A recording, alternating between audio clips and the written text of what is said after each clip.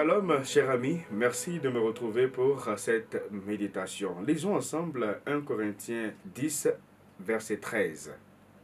Aucune tentation ne vous est survenue qui n'ait été humaine. Et Dieu qui est fidèle ne permettra pas que vous soyez tentés au-delà de vos forces. Mais avec la tentation, il préparera aussi le moyen d'en sortir afin que vous puissiez la supporter. 1 Corinthiens 10, verset 13. Nous devons tous faire face à la tentation. Elle fait partie intégrante de notre vie.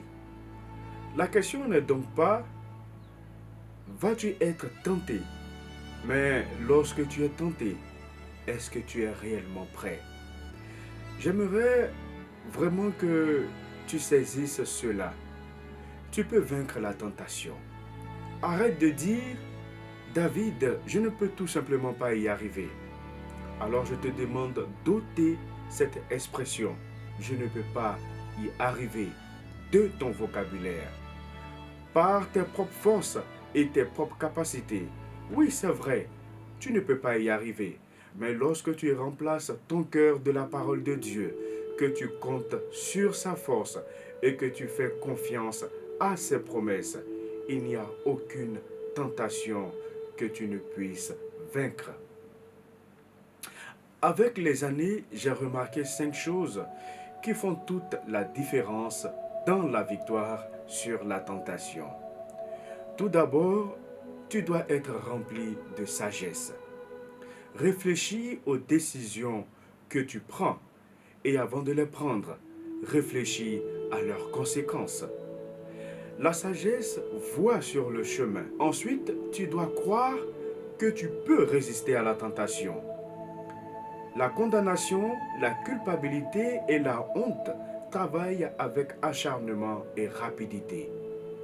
Si tu les arrêtes suffisamment tôt, elles perdront leur puissance. Mais si tu les laisses se développer, elles seront difficiles à arrêter. Troisièmement, considère la tentation comme une normalité. Si tu t'attends à devoir combattre, tu seras toujours prêt.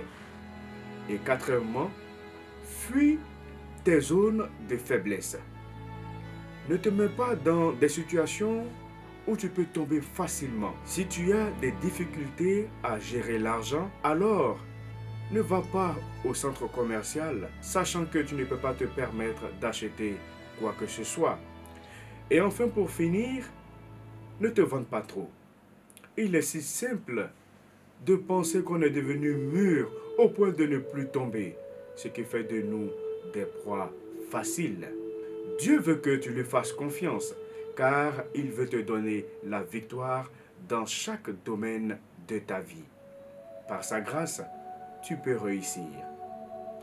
Alors, j'ai cette prière pour toi. Seigneur, je réalise que la tentation fait partie de la vie. Aide-moi à ne pas baisser ma garde et à ne pas me laisser surprendre quand elle viendra. Merci pour la sagesse et la grâce qui me permettent de vaincre chaque tentation, une par une, et de vivre dans ta victoire. Amen.